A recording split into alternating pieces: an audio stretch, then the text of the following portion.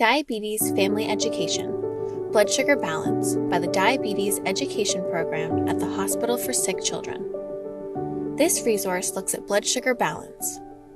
Please note, the images in this resource are for illustrative purposes only and do not constitute the hospital's endorsement of a specific brand or product. Understanding blood sugar balance.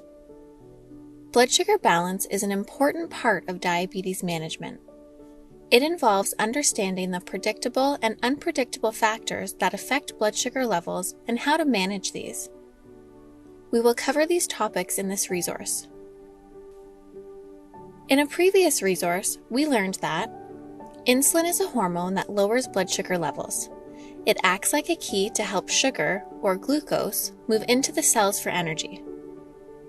Glucose is also stored in the liver and is released between meals and during sleep. And that glucagon is a hormone that raises blood glucose levels by releasing stored glucose from the liver. In people who do not have diabetes, the body automatically adjusts the amount of insulin and glucagon being produced to keep blood sugar levels in the normal range, between 3.3 to 7.8 millimole per liter. This can be compared to a thermostat that automatically keeps a home at a certain temperature by turning the furnace on and off. Managing diabetes by administering insulin is like heating a home with a fireplace instead of with a furnace that uses a thermostat. The fireplace needs to be tended to with planning and attention. In people who have diabetes, giving insulin helps to best mimic what the pancreas does to keep blood sugar levels as close to their individualized target range as possible. The predictable factors that affect blood sugar levels. Blood sugar levels move up and down in response to predictable factors. The three main predictable factors are carbohydrate foods, physical activity, and insulin. They are called predictable because you have some control over them. Predictable factors can often help to explain changes in blood sugar levels. Often, we compare this balancing act to a teeter-totter in a children's playground. When you eat, your blood sugar levels go up, and when you are physically active, your blood sugar levels go down. Insulin also makes your blood sugar levels go down, and it needs to be adjusted for these different situations in order to keep blood sugar levels balanced as best as possible. Managing blood sugar levels needs patience and planning to keep the teeter-totter as well balanced as possible. Planning for the predictable factors helps to keep blood sugar levels balanced. In your family's diabetes journey, have you seen food, physical activity, or insulin affect your child's blood sugar levels? Are you starting to consider these factors when you look at blood sugar level readings? Do you feel you have some control over these factors? Predictable factor number 1, carbohydrate foods. Eating carbohydrate foods increases blood sugar levels. The goal is to match the amount of insulin given with the amount of carbohydrate food eaten to achieve the best blood sugar level balance possible. Predictable factor number 2, physical activity. Being physically active lowers blood sugar levels and makes the body more sensitive to insulin. This effect on blood sugar levels can happen during or after an activity. Sometimes, blood sugar levels can also increase with a high-intensity activity, such as running sprints. Being physically active requires more frequent blood sugar monitoring. If possible, check blood sugar levels before, midway through, and after an activity. It also needs extra planning. Here are some strategies. Provide extra food for extra exercise. Give 10 to 15 grams of carbohydrate, for example, a fruit or granola bar, for every 30 minutes of extra activity. Always make sure your child has enough food with them, especially if the activity goes on for a long time or if it is a new activity. Give less insulin to account for the activity.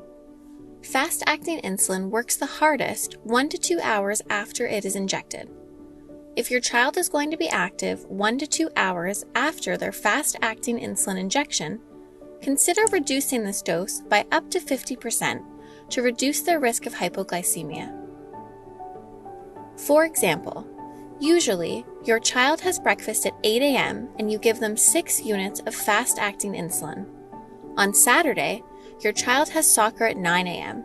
So instead of giving your child their usual dose of 6 units of fast-acting insulin at breakfast, you will give only 3 units.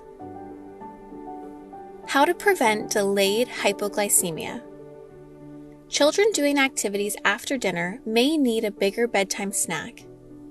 Checking their blood sugar level in the middle of the night, around 2 to 4 a.m., is helpful to detect low blood sugar levels.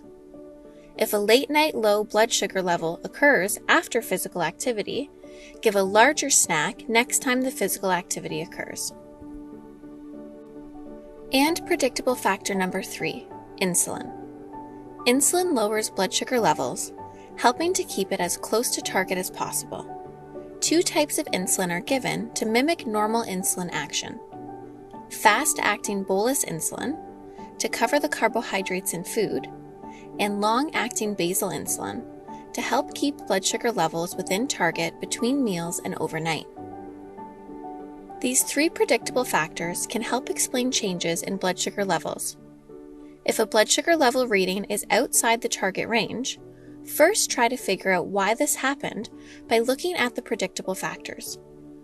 Could it be due to carbohydrate foods, physical activity, or insulin? The unpredictable factors that affect blood sugar balance. Blood sugar levels can also be affected by unpredictable factors that we cannot control. These include stress, growth, and illness. These situations are considered unpredictable since we can't plan or control their timing or how long they last. Unpredictable factors often involve the release of hormones, such as glucagon and adrenaline, that work against insulin. An increase in these hormones can cause blood sugar levels to rise. Unpredictable factor number 1, stress. Stress triggers a surge of power-boosting hormones such as adrenaline, glucagon, and cortisol. These hormones cause the release of glucose, or sugar, into the blood. This added glucose gives us the energy we need to handle a stressful situation, such as an upcoming exam and excitement or anxiety around a situation with friends. Life events, exams, and excitement can cause stress for a short time or a longer time and tends to increase blood sugar levels. Unpredictable factor number 2, growth. As children grow, they need larger amounts of insulin because more growth hormone is being released, especially during adolescence. More insulin may also be needed just before and/or during menstruation. This is because changes in the hormone estrogen can cause blood glucose levels to rise. Lastly, unpredictable factor number 3, illness. Illness is a physical stress on the body and often creates a need for larger and more frequent doses of insulin. It is important to check blood sugar levels and ketone levels more often during an illness and, if necessary, contact your diabetes team for help. Understanding the factors that affect blood sugar levels can help you to keep them within the target range as much as possible. Please see our other resources on low blood sugar levels, hypoglycemia, and high blood sugar levels, hyperglycemia. We are here to help. If you have questions or need further tips, please contact your diabetes team.